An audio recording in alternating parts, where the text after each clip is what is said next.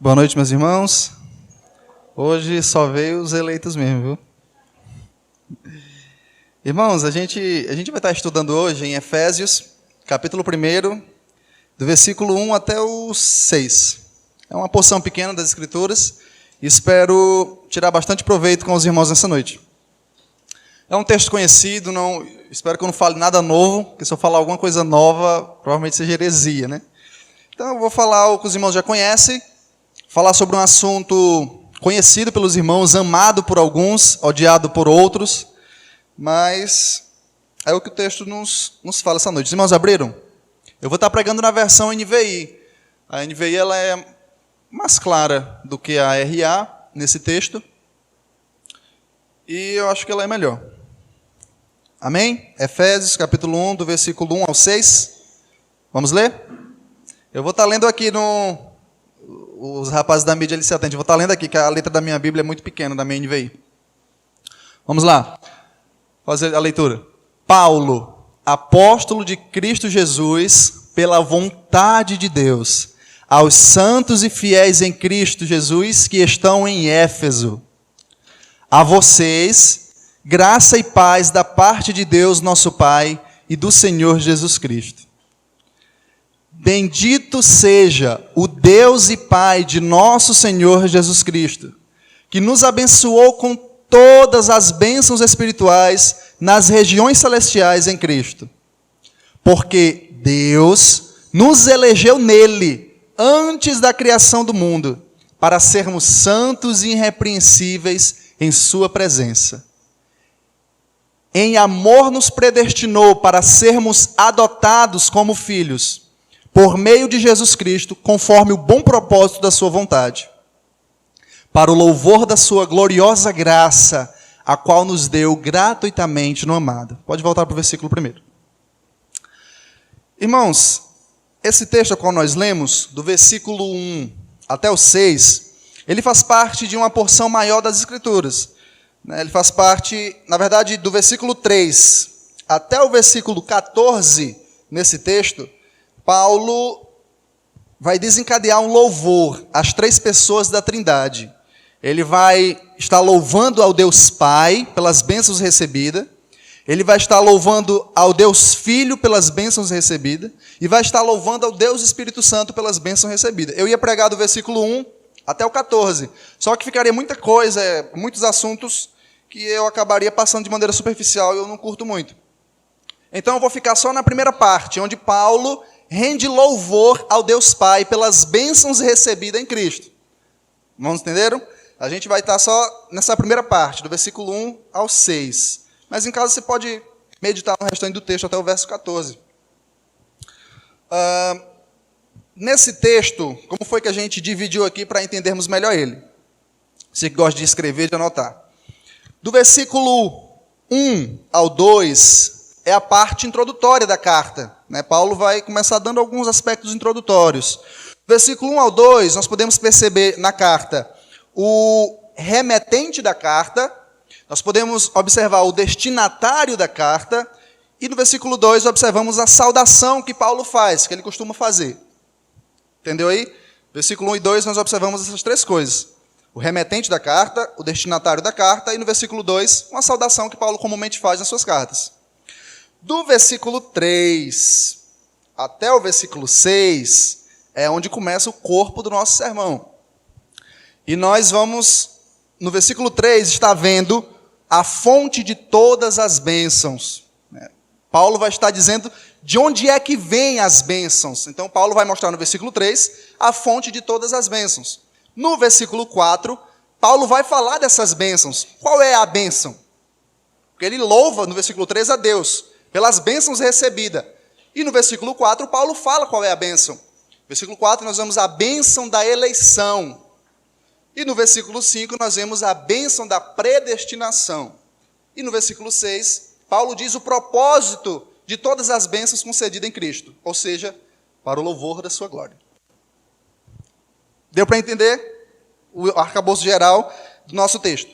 Então vamos começar na parte introdutória, do versículo 1.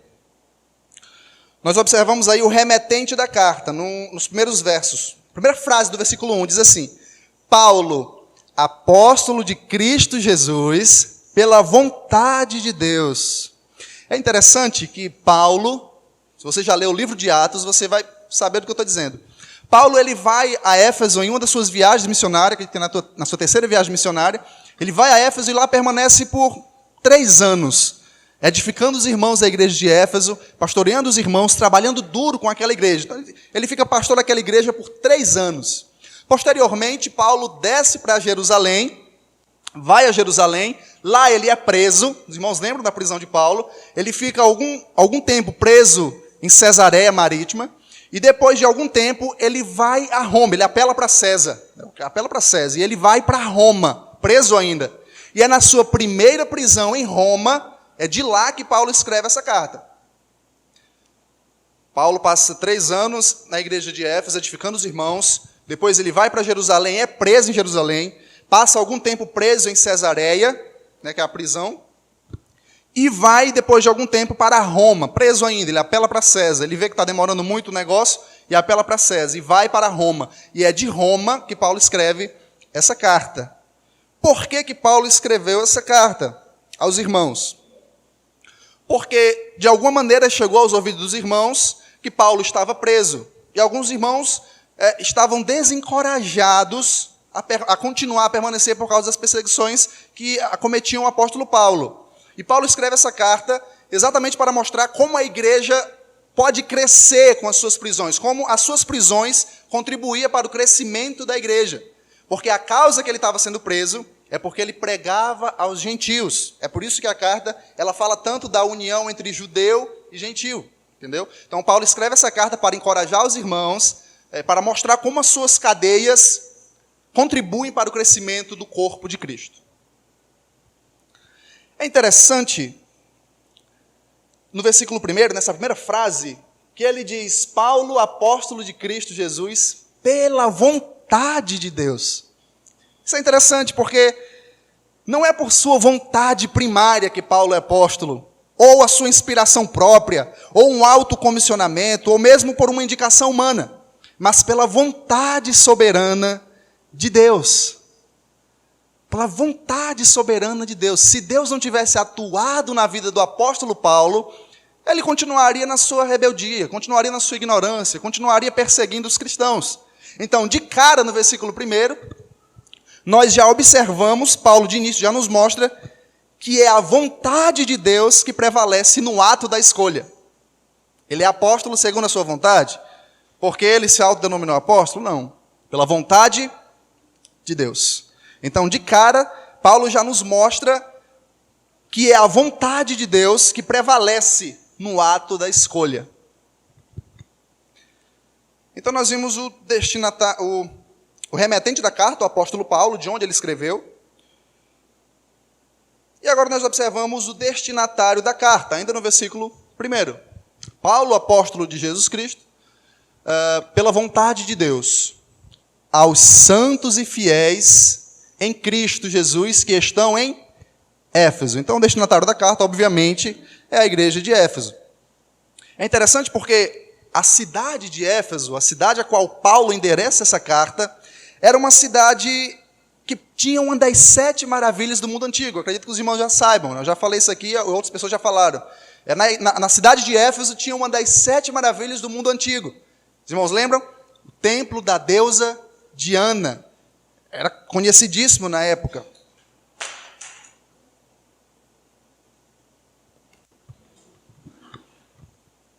Muita unção, meu irmão. Não aguentar, quebra mesmo.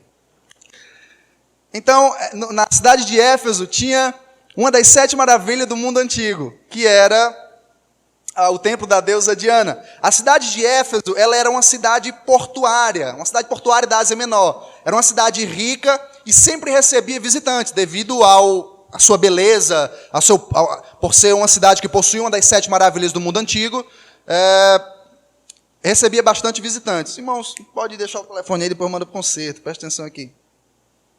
Então, ela era uma cidade que recebia bastante visitantes. Ela perdia importância apenas para Roma, mas era uma cidade importantíssima, riquíssima. E é interessante a palavra que Paulo utiliza para se dirigir a esses irmãos. Olha qual a palavra que ele utiliza. Ele diz, aos santos e fiéis. Você já ouviu aquela expressão, eu não sou santo?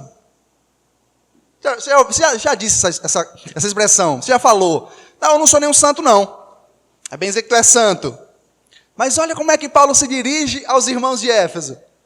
Aos santos e fiéis. O que Paulo está dizendo? Quer dizer que aqueles irmãos não têm nenhum pecado? Quer dizer que aqueles irmãos são perfeitos? Não. A palavra santo, nesse contexto, quer dizer que é um povo escolhido. A igreja é um povo escolhido para viver de modo digno. Então, se caso algum irmão lhe chame de santo, não fique acanhado. Porque a ideia de santo, na Bíblia, às vezes quando é dirigida ao cristão, é referente a que ele é separado, ele é escolhido do meio de um povo para viver de modo digno. Porque a gente tem aquela visão ainda romana na mente, né? Acha que santo é aquelas estátuas, aqueles que são canonizados pela Igreja Católica. E não é bem assim, né? Eu sou santo, você é santo, todos nós somos santos, graças a Jesus Cristo naquela cruz. Então, é interessante que Paulo utilize essa palavra, aos santos e fiéis. É possível perceber também, nessa frase, que nós, a igreja do Senhor, nós temos dupla nacionalidade. A igreja de Éfeso, os irmãos de Éfeso, estavam localizados na cidade de Éfeso, geograficamente, mas também estavam localizados, estavam ligados a Cristo Jesus de maneira mística. Olha aí. Paulo, apóstolo de Jesus Cristo, pela vontade de Deus, aos santos e fiéis em Cristo Jesus. Eles estavam ligados misticamente em Cristo Jesus. Eles fazem parte da cidade celestial, mas ao mesmo tempo eles estavam em Éfeso. Isso é interessante, nós também somos assim. Nós somos ligados a Cristo misticamente, fazendo parte do reino celeste de Deus, e ao mesmo tempo somos moradores de Cascavel. Então, nós podemos observar outra coisa, que ele diz que os irmãos é santo e fiel em Cristo Jesus. Isso é interessante porque, às vezes, nós fazemos um esforço muito grande para querermos ser santos. E agora eu estou me referindo a um aspecto moral. Nós, como diz a canção, né, eu decidi, eu não quero mais errar, eu não quero mais pecar.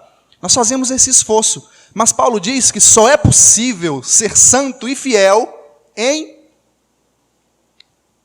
quem? Em Cristo Jesus. Só é possível ser santo e fiel em Cristo Jesus. Todo esforço para ser santo e fiel fora de Cristo é legalismo. Vai machucar alguém, vai se machucar. Não vinga, não frutifica. Então, nós observamos o remetente da carta, que é o apóstolo Paulo. Observamos o destinatário da carta em alguns aspectos. E agora nós observamos uma saudação que Paulo faz comumente nas suas cartas. No versículo 2. Isso aqui não tem muito segredo. A vocês, graça e paz da parte de Deus, nosso Pai, e do Senhor Jesus Cristo. Paulo comumente faz essa saudação nas suas cartas. Os irmãos que são acostumados a ler a Bíblia, a palavra do Senhor, vai ver que ela é muito comum, né? Paulo, ao citar essa saudação, ele encerra a parte introdutória, as apresentações da carta. Mas é também interessante observar que Paulo coloca a palavrinha graça primeiro, e depois paz. E esse é o motivo por qual nós nos cumprimentamos graça e paz. E não paz e graça, ou a paz do Senhor, né? Não que é errado ou algo dessa natureza, mas é mais bíblico essa saudação, né? Graça e paz. Por que a primeira graça? Isso tem algum significado? Claro que tem. Porque só é possível ter paz com Deus quando a graça se manifesta. É por isso que a gente fala graça e paz. Só é possível ter paz com Deus quando a graça já se manifestou. Porque nós, antes éramos inimigos de Deus, estávamos em rebelião constante, e o mero fato de existirmos ofendia a Deus, e as nossas melhores obras eram como trapos de imundícia. Nós vamos ver isso mais na frente. Então, recapitulando aqui o que nós vimos no versículo 1 e 2. Primeiro, nós vimos o remetente da carta, o apóstolo Paulo. ele escreve essa carta na sua primeira prisão em Roma. O motivo que ele escreve essa carta é para encorajar os irmãos. Os irmãos tomaram conhecimento que Paulo estava preso e ficaram desencorajados. E Paulo encoraja os irmãos, mostrando que as suas cadeias contribuem para o crescimento da igreja. Posteriormente, nós vimos o destinatário da carta, que era a igreja de Éfeso. Vimos algum aspecto histórico da cidade, como aquela cidade era grande, rica, possuía uma das 7 maravilhas do mundo antigo. E nós vimos como Paulo se dirige àqueles irmãos, né, chamando de santo e fiel. Vimos que só é possível ser santo e fiel em Cristo Jesus. Todo esforço fora de Cristo é legalismo. Vimos que nós temos dupla nacionalidade. Nós somos tanto cidadãos terrenos como cidadãos celestiais. E encerramos no versículo 2, essa primeira parte, mostrando a saudação que Paulo faz comumente nas suas cartas. Agora nós vamos para o corpo do nosso texto. Já vimos os aspectos introdutórios. Agora vamos para o corpo do nosso texto. Versículo 3. Nós vamos observar a fonte de todas as bênçãos. Vamos ler o versículo 3? Bendito seja o Deus e Pai de nosso Senhor Jesus Cristo, que nos abençoou com todas as bênçãos espirituais nas regiões celestiais em Cristo. É interessante. Eu vou estar falando a palavra interessante, porque eu acho tudo interessante aqui. Então, desconsiderem caso eu falo mais de 10 vezes essa palavra. Mas é interessante. O porquê que Paulo louva a Deus. É interessante que ele inicia louvando ao Senhor. E aqui, como eu disse no início, é um louvor que vai do versículo 3 ao 14. Parece que Paulo começa a meditar sobre as bênçãos recebidas, sobre a bondade de Deus, e Paulo não para mais.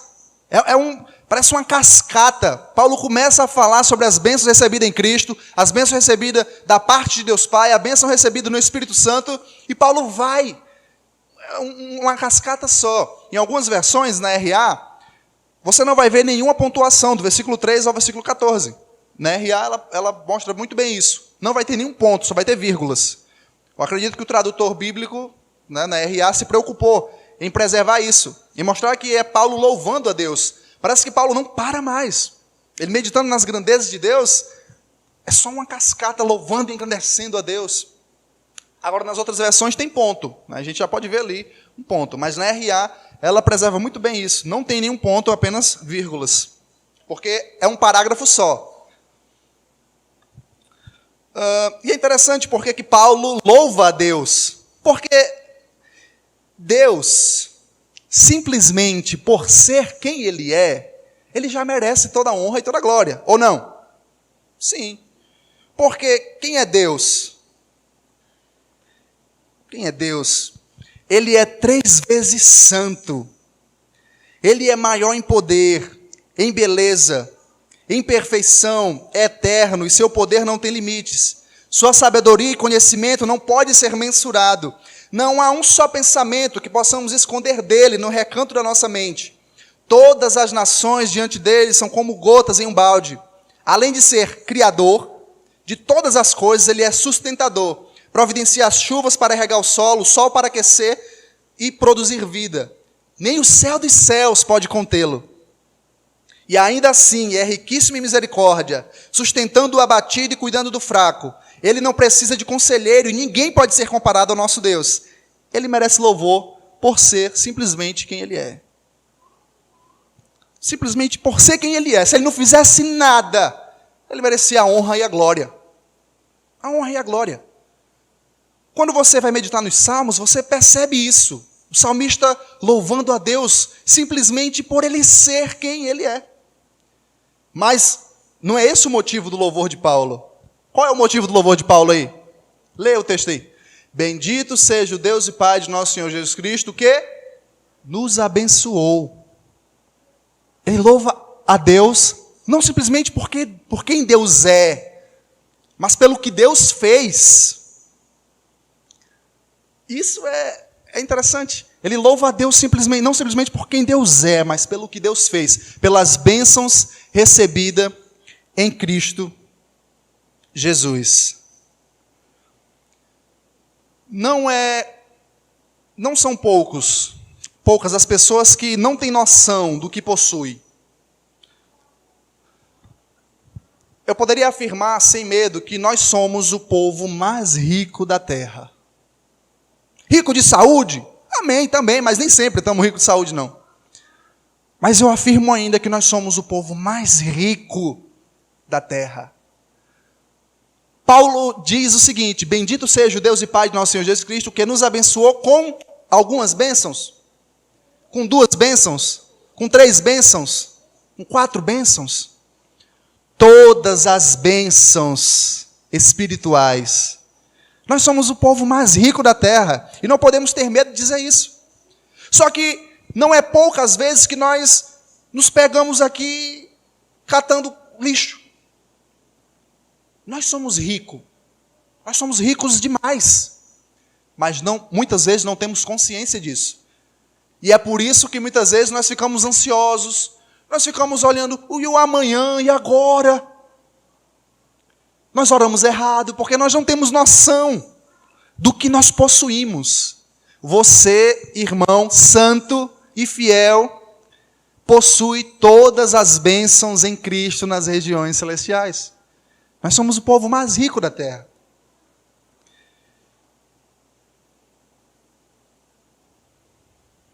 E é interessante, porque Deus poderia simplesmente nos salvar e nos deixar em um canto que não fosse nem o céu nem o inferno. Isso já seria o bastante. Mas Deus vai mais além. Ele nos concede em Cristo todas as bênçãos. Nós vamos ver algumas dessas bênçãos. Todas as bênçãos espirituais em Cristo Jesus. É provável que em algum momento das nossas vidas nós já tenhamos orado pedindo mais bênçãos da parte de Deus. Mas é necessário nós termos o conhecimento de que nós já temos tudo o que precisamos. Talvez você já tenha orado errado. Tenha dito: Senhor, se o Senhor me conceder isso, eu vou ser mais santo.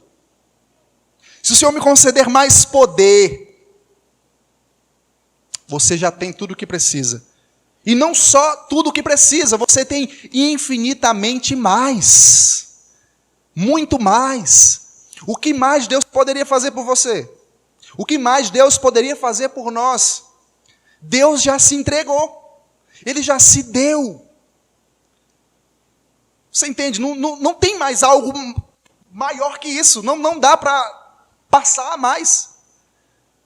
Você já tem tudo. Algo infinito.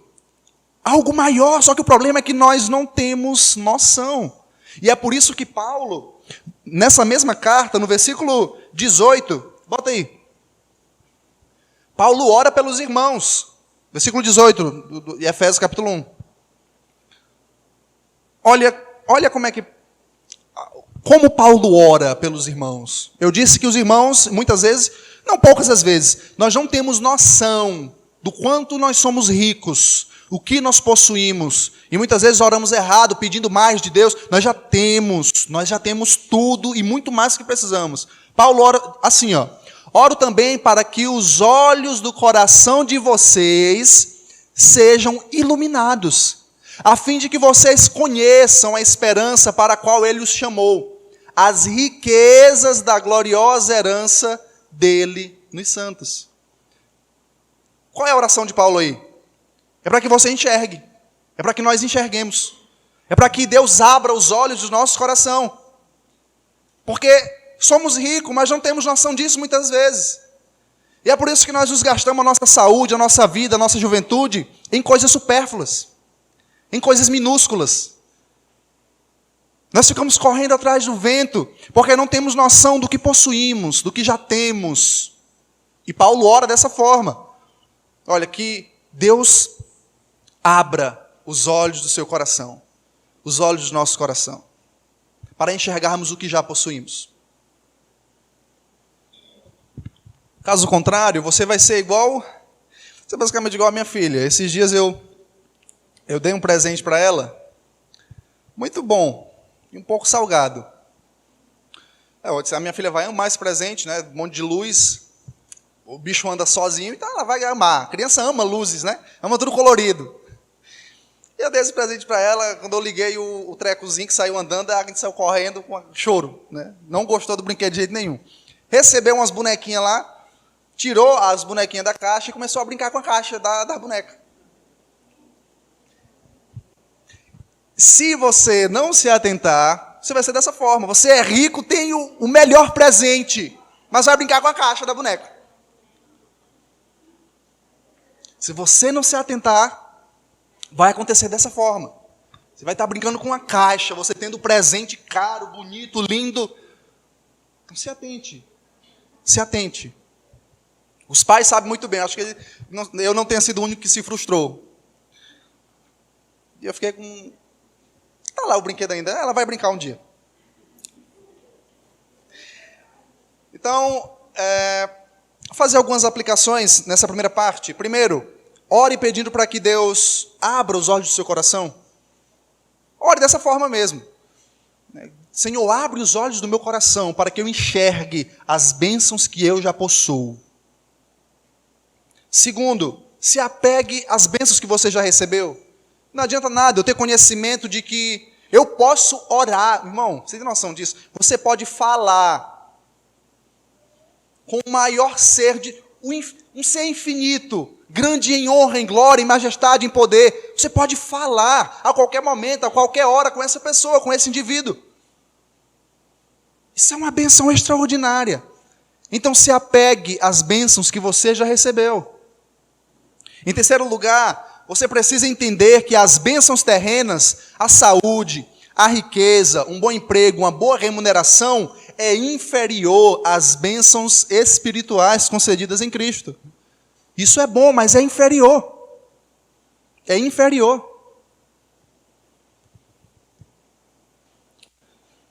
Então nós vemos no versículo 3, a fonte de todas as bênçãos que é Deus, Deus Pai. E vemos como Paulo louva a Deus por isso, porque recebeu todas as bênçãos.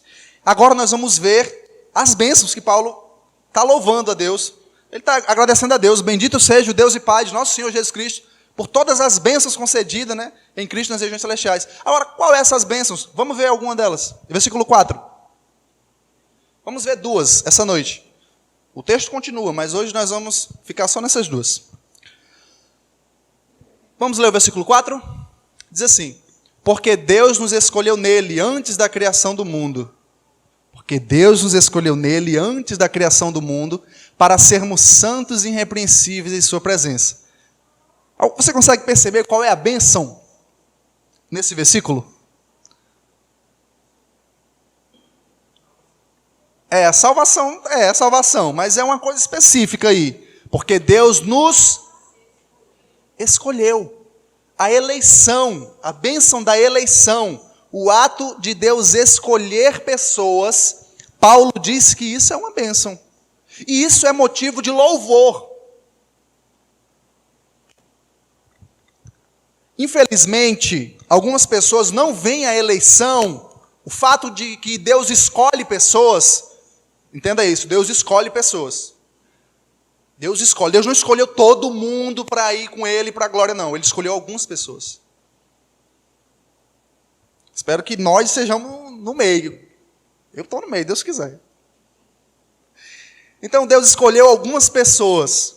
E Paulo diz, isso é uma bênção. Isso é maravilhoso. O fato de Deus ter escolhido algumas pessoas para Ele, isso é maravilhoso. Porque Paulo entende a condição em que nós estávamos. Você entende isso? A pessoa que não entende vai dizer o seguinte: não, mas Deus escolhe algumas pessoas, então quer dizer que Deus faz recepção de pessoas? Não, você precisa entender a situação, a condição em que nós nos encontrávamos. Nós éramos o quê? Perdidos, mortos. A única coisa que um cadáver consegue fazer, como já disseram, é feder. Mas para algumas pessoas a eleição ela não é uma bênção. Não é uma bênção. Algumas pessoas veem a eleição como uma falha, um ato injusto da parte de Deus. E em decorrência disso, alguns pontos precisam ser esclarecidos. Primeira coisa, falando de eleição. O ato de escolher pessoas, o ato de escolher parte de Deus. Você precisa entender isso. O ato de escolher parte de Deus. Bota aí João, capítulo 15, versículo 16. Não foi você, com o seu livre arbítrio, que escolheu Deus. Foi Deus, na sua soberana vontade, que escolheu você. Depois que Deus te escolheu, trabalhou no teu coração, você disse, eu quero. Eu quero. Porque antes, jamais, nem possibilidade. João 15, 16. Aqui está falando, Cristo falando dos discípulos, mas se estende a nós também. Vocês não me escolheram, mas eu os escolhi para irem e darem fruto, fruto que permaneça, a fim de que o Pai conceda a vocês o que pedirem em meu nome. Não foi vós que me escolheste, eu vos escolhi. Você precisa entender isso. O ato de escolher parte de Deus. Deus quis. Mas eu também quis. É claro, quis porque Deus quis primeiro. O ser humano, na sua rebelião, ele jamais buscaria Deus. Jamais, irmãos. Jamais. Jamais. E agora eu vou dizer uma verdade que talvez alguns não gostem, mas eu creio que aqui todo mundo é crente e não vai gostar. O livre-arbítrio é uma invenção decorrente do coração pecaminoso em querer ser independente. O livre-arbítrio é uma invenção decorrente do coração pecaminoso em querer ser independente. O ser humano sempre quis ser independente. O ser humano sempre quis ter participação nas coisas. Sempre tem que ser a última palavra do homem, e não de Deus. Eu estou aqui porque eu quis, porque eu quero, eu escolhi, eu escolho Deus. Não. Deus lhe escolheu.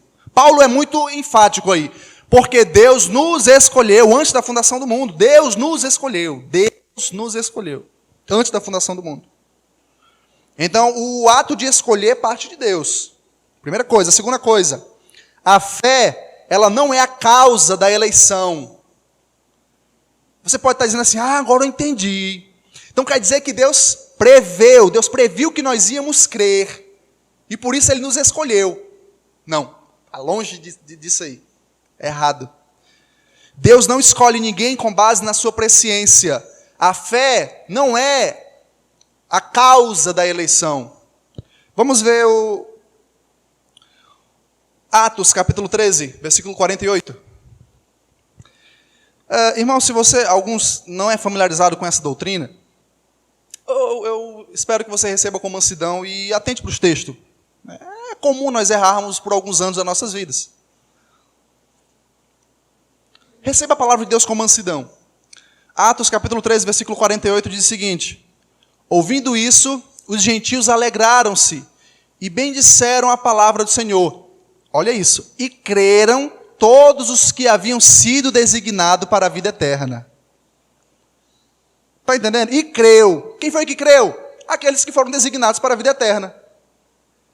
O texto não diz, e foram designados todos os que creram. E creram todos os que foram designados para a vida eterna. Então a fé, ela não é a causa da eleição. Ela é o resultado da eleição. Eu criei, você creu, porque Deus nos escolheu. E creu, porque Deus nos escolheu. Creram todos os que haviam sido designados para a vida eterna. A fé é resultado da eleição divina. Observa também o texto de João, capítulo 10, versículo 26.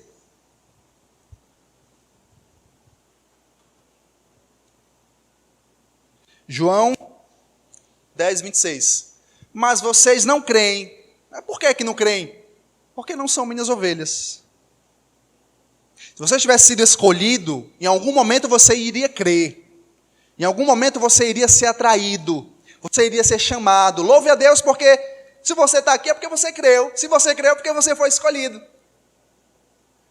Louve a Deus por isso. A eleição é um motivo de louvor. Paulo diz, bendito Deus e Pai de nosso Senhor Jesus Cristo. Por quê que Paulo está louvando a Deus? Porque Ele, bota lá em Efésios, porque Ele nos escolheu antes da fundação do mundo. Isso é motivo de louvor. Então Deus não escolhe ninguém com base na sua fé. Deus previu que eu ia crer, não. Terceira coisa, Deus não escolheu com base nas nossas boas obras. Mas isso parece tão óbvio. Isso é óbvio demais. Para alguns não é tão óbvio. Porque alguns dizem assim, não, eu já ouvi essa frase, se fulano não for salvo, ninguém é. Porque fulano é bom. Você já ouviu alguém dizer isso? Tipo, fulano é muito bom, olha como ele ajuda as pessoas. Olha como ele dá esmola, olha como ele é caridoso. Né? Se fulano não for salvo, ninguém, não tem chance. Mas precisa entender uma coisa, ninguém é salvo com base nas boas obras. Ninguém. Parece óbvio, mas para alguns não é tão óbvio.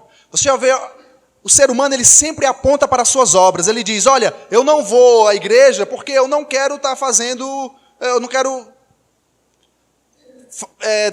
eu quero ir quando eu já estiver pronto, quando eu já tiver deixado de fazer isso, deixado de fazer aquilo. Ele sempre aponta para as suas obras. Venha do jeito que você está, meu irmão. Porque se Deus lhe elegeu, Ele lhe muda, Ele lhe transforma. Ele lhe quebra, Ele lhe traz. Não existe um ser humano que Deus tenha escolhido que possa dizer não à vontade de Deus. Paulo é a melhor pessoa que pode falar de livre-arbítrio. O que é que Paulo estava indo fazer em Damasco?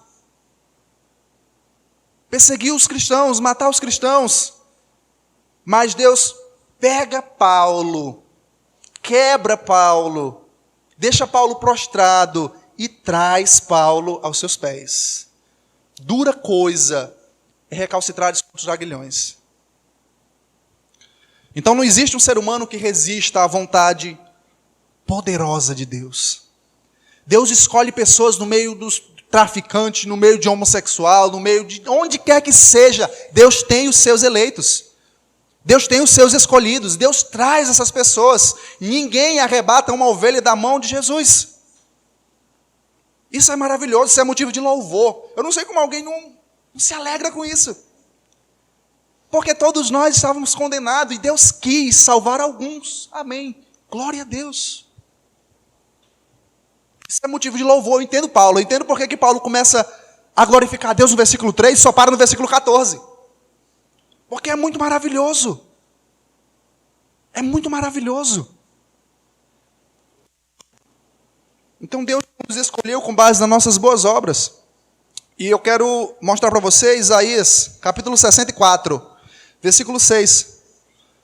O que é que a Bíblia fala das nossas boas obras?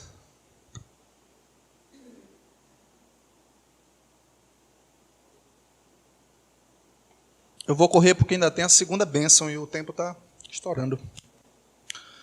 Isaías 64, 6 diz o seguinte: somos como o impuro, todos nós.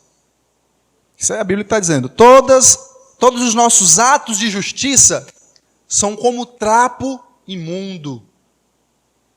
Murchamos como folha e como o vento as nossas iniquidades nos levam para longe.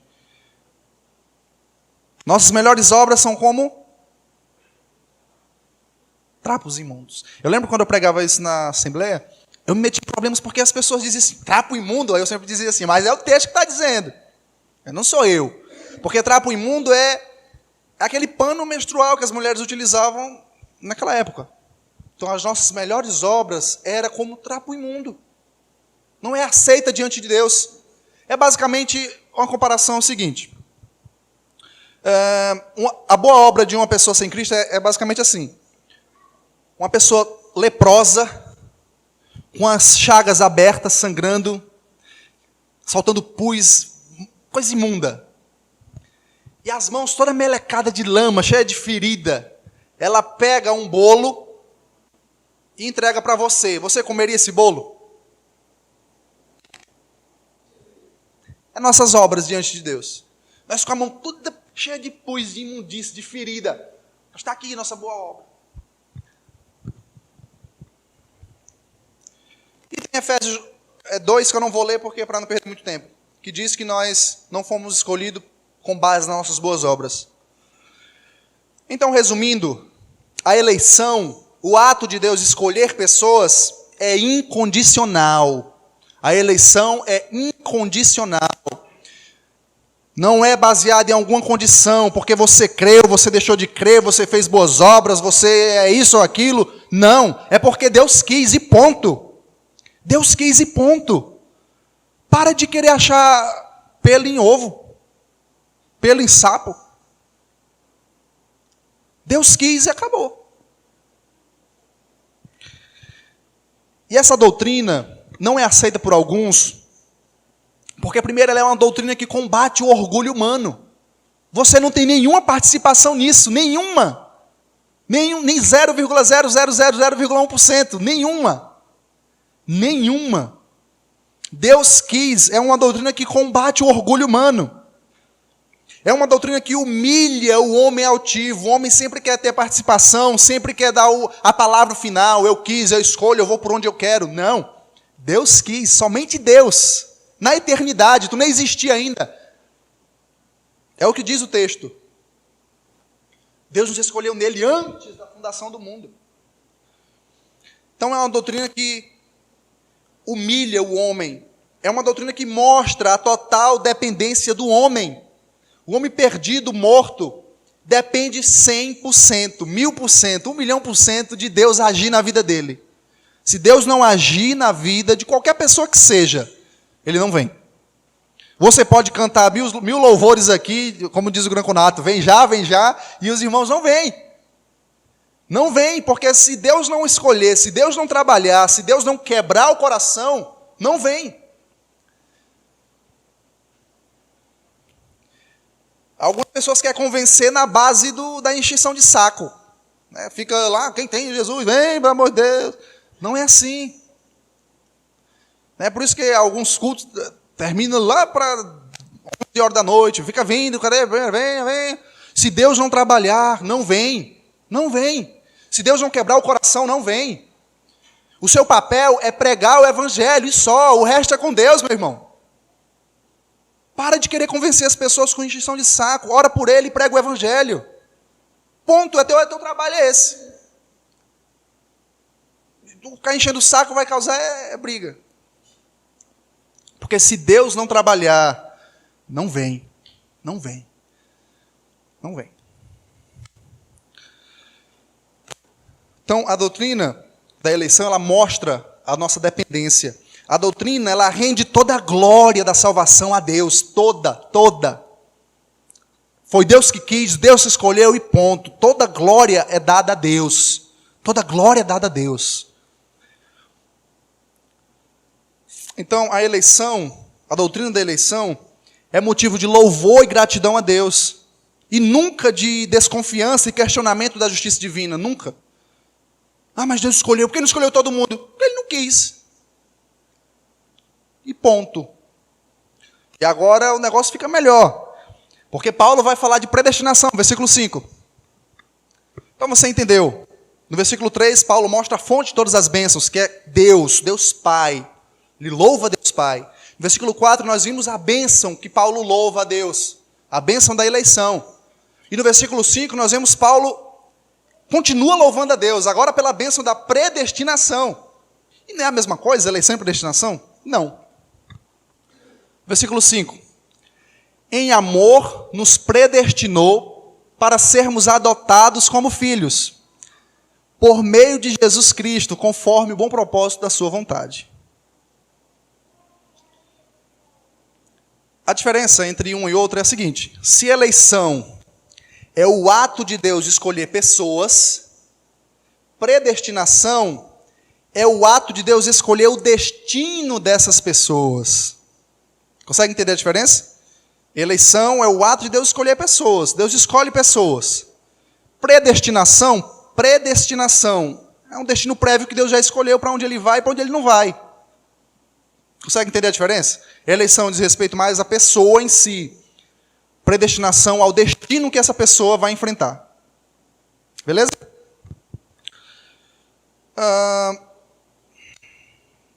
E é óbvio que se Deus escolheu alguns para a salvação, Deus escolheu outros para... São verdades duras de engolir para alguns, né? Para nós que somos cristãos já acostumados e estudamos a Bíblia, isso é óbvio. Mas para alguns isso é escândalo. Eu lembro que eu entrei em crise no começo que eu descobri essas doutrinas.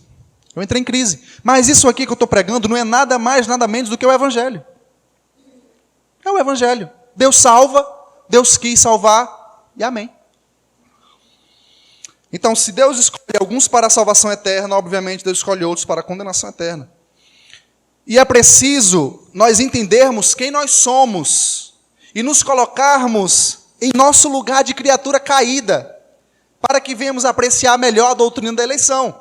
Porque se você não se colocar no seu lugar, você não vai apreciar a doutrina da eleição, da predestinação, quer dizer. Você não vai apreciar essa doutrina. Você vai ficar questionando, como assim Deus manda pessoas para o inferno e pessoas para o céu? Oxi, estava todo mundo indo para o inferno? Deus não tinha obrigação nenhuma de salvar ninguém. Ele quis salvar. Ele foi bondoso. Ele foi grandioso. E para isso eu vou apelar aqui para a criptonita de alguns. Romanos capítulo 9. Quando você lê esse texto, não tem mais como você dizer nada. Aceite e engula. Diz assim, meu Deus, é isso mesmo. É isso mesmo. E você vai desencadear louvor como Paulo fez. Louvado seja o Deus e Pai de nosso Senhor Jesus Cristo, que tem nos abençoado com toda sorte de bênção nas regiões celestiais. Romanos 9. Eu vou ler só do 14 ao 21, acho que é o suficiente. 14 ao 21. 9, 14 ao 21. Presta atenção. E então, que diremos? Acaso Deus é injusto? De maneira nenhuma. Aí você passa isso. Pois ele diz a Moisés, terei misericórdia de quem eu quiser ter misericórdia, e terei compaixão de quem eu quiser ter compaixão. Mas você não vai falar alguma coisa? Continua. 17. Estava no 14, era? Agora é o 16, né? Portanto, isso não depende do desejo ou do esforço humano, mas de quê? Misericórdia de Deus. Pois a Escritura diz a Faraó, eu o levantei exatamente com este propósito, mostrar em você o meu poder, e para que o meu nome seja proclamado em toda a terra. Portanto, Deus tem misericórdia de quem? E endurece quem Ele... Deus tem misericórdia de quem Ele quer e endurece quem Ele quer. Continua. Mas algum de vocês me dirá, então por que Deus ainda nos culpa? Pois quem resiste à sua vontade? Mas quem é você, ó homem, para questionar a Deus? Acaso aquilo que é formado pode dizer ao que o formou, por que me fizeste assim? O oleiro não tem direito de fazer o mesmo barro, um vaso para fins nobres e outro para uns desonrosos? Só até aí. Acabou, eu poderia encerrar a pregação, e amém, e todo mundo ir para casa. Porque, para você refutar isso aqui, meu irmão, você vai ter que mudar a Bíblia. É por isso que eu disse, isso aqui como diz o Marcos Granconato, né? A criptonita dos arminianos. Então, primeira coisa que podemos observar nesse texto, e no texto de Efésios, a qual nós... Pode deixar em Efésios agora, Efésios 5. O que nós observamos aqui é o seguinte. Primeiro, Deus não deve satisfação ao homem. Ele faz o que bem entender. Isso não... Eu estou dizendo aqui, mas eu tirei de Romanos 9. Ele diz lá, eu tenho misericórdia de quem eu quiser e eu salvo quem eu quiser. Eu endureço quem eu quiser e mostro a minha condenação em quem eu quiser. Então Deus não... Você precisa entender quem Deus é, meu irmão. Ele é Deus. Ele é Deus. Às vezes nós queremos ser igual a Deus, discutir com Deus, debater com Deus. Ele é Deus. Você não chega nem um grãozinho, um microscópio no pé dele. Ele é Deus. Soberano. Maior em glória, em poder, eterno, infinito. Quem é você para questionar? Ele é Deus. Precisa entender isso. Ele é Deus e faz o que quer, ele não deve satisfação. Quando eu entendi isso, as coisas ficaram melhores. Eu parei de querer questionar, porque ele é Deus. Ele é Deus. Deus não é um ser minúsculo que pode ser colocado contra a parede. Ele é antes o Senhor e sustentador de todas as coisas. É por isso que eu fico muito revoltado quando algumas pessoas dizem assim, ó, eu determino, eu decreto, você o quê? Deus vai fazer? Não, Deus faz se Ele quiser. Se Ele quiser, Ele faz. O ser humano, ele tem o costume de querer ser o tal, de querer ser o bichão. É porque ele acredita na mentira de que ele é livre 100%. É livre, sim, para pecar. Então, nós não determinamos nada, nós não decretamos nada, nós confiamos em Deus, na sua misericórdia, na sua compaixão. E se Deus fizer, Ele é Deus. E se Ele não fizer, Ele continua sendo Deus, é como diz aquela canção. Outra coisa que você precisa entender é que isso vai descer mais leve. Deus também é glorificado na manifestação da sua justiça. Porque parece que nós achamos que Deus só é glorificado na salvação do ser humano. E não é verdade. Deus também é glorificado na condenação do ser humano. Ou não? Claro que é, o texto de Romanos dizia isso muito claro. Deus diz, eu endureci você, Faraó. Para quê? Para mostrar o meu poder. Para eu ser glorificado na sua destruição.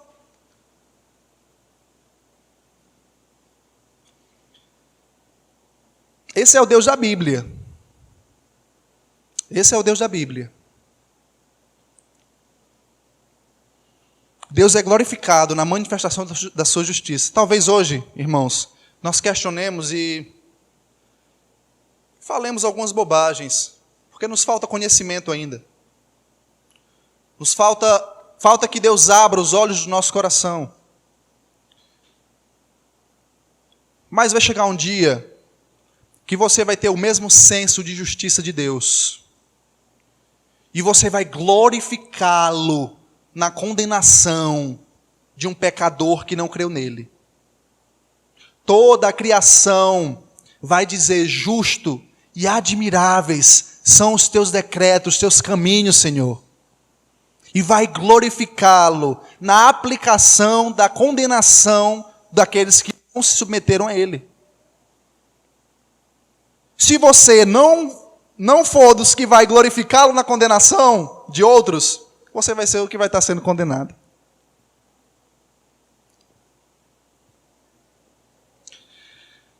Então, entenda isso, Deus também é glorificado na aplicação da sua justiça. Tudo é para a glória dele, tudo é para a glória dele, tudo. É como a gente vai ver na nossa conclusão. Versículo 3. Versículo 3 não, ponto 3 aqui, eu estou usando minhas palavras como texto bíblico. Perdão, Senhor. Deus não tinha, terceira coisa, Deus não tinha a menor obrigação de fazer algo por nós. Não tinha a menor obrigação. Ah, Deus é ruim, Deus é carrasco. Não, irmão, entenda o que Deus fez. Entenda o que Deus fez. Deus, majestoso, glorioso, eterno, imortal, infinito em poder, incomparável, perfeito, se fez homem. Talvez você se ache grande coisa. Deus se fez a pior coisa, Deus se fez homem.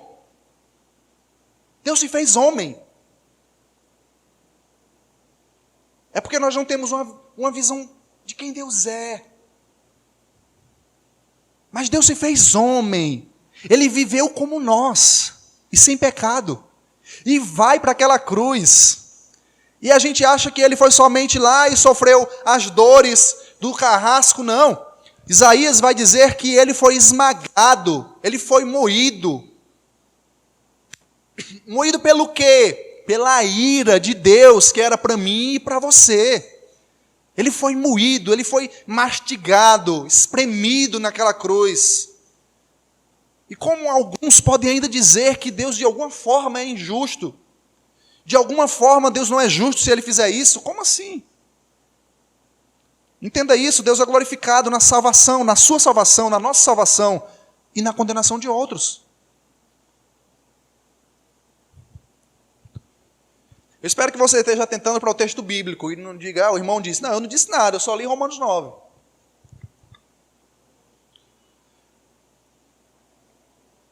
Então a predestinação, irmãos, eu fico maravilhado, de verdade, quando eu penso nisso. A predestinação em Cristo é a maior manifestação da graça que Deus pode mostrar ao homem. Repito, a predestinação, o ato de Deus escolher pessoas, é o maior ato de graça que Deus pode mostrar ao homem. Por quê? Como eu disse no início, se Deus mandasse todos para o inferno, Ele seria justo. Ou não? Seria justo. Se aniquilasse toda a raça humana, continuaria sendo justo e muito misericordioso. Ele aniquilou tudo. Ou se Ele nos deixasse sofrendo no inferno por milhares de anos e depois nos colocasse em um lugar entre o céu e o inferno, já seria tremenda manifestação de graça. Eu vou te deixar aqui milhares de anos no inferno, mas um dia eu te tiro daí e te boto aqui. Nem no céu, nem no inferno. Já seria ótimo. Maravilhoso. Mas foi isso que Deus fez? Não. Mas Deus, Ele vai além, Ele vai muito além. Como eu disse para você no início, você não tem ideia do como você é rico. Você não tem noção. Deus vai além. Entendo o que Deus poderia ter feito, mas Deus faz mais, muito mais. Ele predestina pecadores, pessoas condenadas, pessoas mortas, pessoas que só lhe odiavam, pessoas que só descumpriam suas regras, que o mero fato de existir era uma ofensa a Ele. Você entenda, Deus é quem é 3 vezes santo, maior em poder, maior em honra, maior em glória. Ele olha para nós e quer nos salvar. E nos salva, e nos predestina. Não para passarmos alguns anos com Ele, ou para um lugar entre o céu e o inferno, mas para morarmos eternamente com Ele.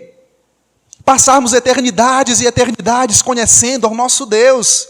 Isso é a maior manifestação de graça que Deus pode mostrar ao ser humano. Não há nada maior que Deus possa fazer do que se entregar por nós.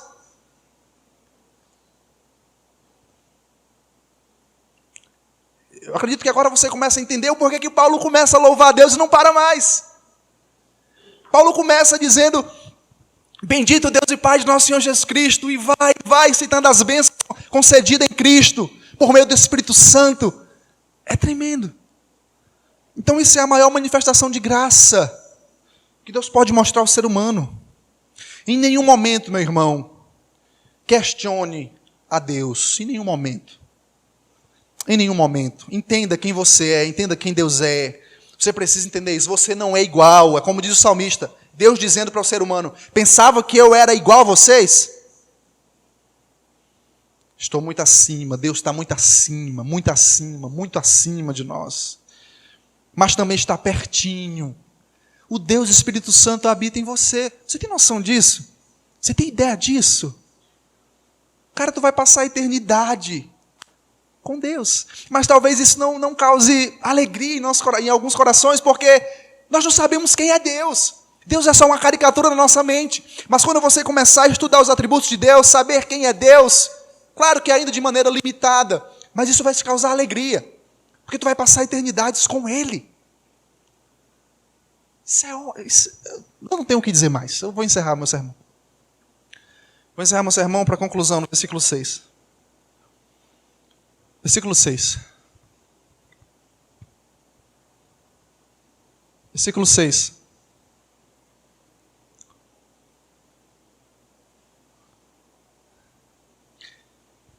Antes de encerrar, deixa eu recapitular bem rapidinho. No versículo 1 e 2, nós observamos 3 pontos introdutórios. Nós observamos o remetente da carta, o destinatário da carta, e no versículo 2 a saudação, que Paulo sempre faz. No versículo 3, nós vimos a fonte de todas as bênçãos, Deus Pai. E como Paulo louva a Deus pelas bênçãos. Versículo 4, nós observamos a bênção da predestinação, da eleição. Versículo 4, a bênção da eleição. Versículo 5, a bênção da predestinação. Você viu a diferença dos dois? Eleição remete a pessoas, predestinação ao destino. E no versículo 6, nós vemos o propósito por qual Deus faz todas as coisas. Por que Deus faz as coisas como é? Eu não consigo entender, irmãos. Algumas coisas eu não consigo entender. E talvez eu nunca vá entender. Mas eu sei que é o melhor e que tudo rende glória a Deus de alguma forma. Não sei como. Mas de alguma forma tudo se encaixa e rende glória a Deus. E Paulo no versículo 6 vai dizer o objetivo de todas as bênçãos concedidas em Cristo. Para o louvor da sua gloriosa graça, a qual nos deu gratuitamente no amor. Por que Deus faz as coisas como é? Para o louvor da sua glória. Para o louvor da sua glória. E algumas coisas não sei como se encaixa, não sei, mas se encaixa e rende glória a Ele. Talvez nós saibamos um dia, talvez não. E o que é que nós vamos fazer? Render glórias a Ele. Porque esse é o fim principal do homem. Glorificar a Deus. Vamos orar a Deus?